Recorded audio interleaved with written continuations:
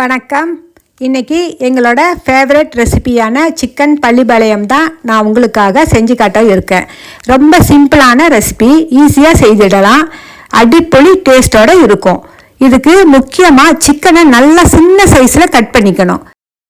நான் 2 கிலோ சிக்கனை நல்லா பொடியாக கட் பண்ணி கடையிலேருந்து வாங்கிக்கிட்டு வந்தேன். அதை சுத்தமாக கழுவி தண்ணி இல்லாமல் நல்லா வடித்து வச்சுக்கணும்.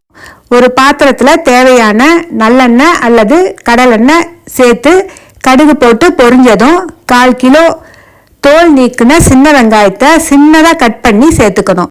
வெங்காயம் பாதி வெந்ததும் தேவையான காஞ்ச மிளகாயை விதையை நீக்கி 2ஆக உடைச்சி சேர்த்துக்கணும்.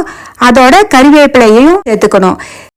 இந்த ஸ்டேஜில் நம்ம விருப்பப்பட்டால் தேங்காயை சின்ன சின்ன கீத்தாக கட் பண்ணி சேர்த்துக்கலாம். நான் தேங்காய் சேர்த்தலை. வெங்காயம் கோல்டன் கலருக்கு மாறினதும் தண்ணி இல்லாமல் உணர வச்சிருக்கிற சிக்கனை சேர்த்துக்கணும். சிக்கன் பாருங்கள் எவ்வளோ ட்ரையாக இருக்குது. நீங்கள் கவனித்து பார்த்தீங்கன்னா அது நல்லா உங்களுக்கு புரியும். இந்த மாதிரி தண்ணியே இல்லாமல் நீங்கள் சேர்த்தணும்.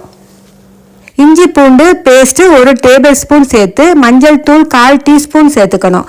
எல்லாத்தையும் சிக்கனில் நல்லா கலக்கிற மாதிரி புரட்டி விடணும். கலந்து விட்ட பிறகு மூடி போட்டு மீடியம் ஃப்ளேமில் 15 நிமிஷம் வேக விடணும். தண்ணி எதுவும் சேர்த்தக்கூடாது.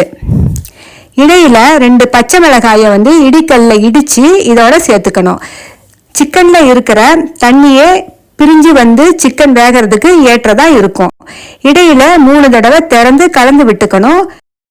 சிக்கன் தண்ணி இல்லாமல் தீஞ்சு போயிடக்கூடாது. அதை நம்ம செக் பண்ணிக்கணும். 15 நிமிஷத்துக்கு பிறகு சிக்கனில் இருக்கிற தண்ணி கொஞ்சம் சுண்டி இருக்கும்.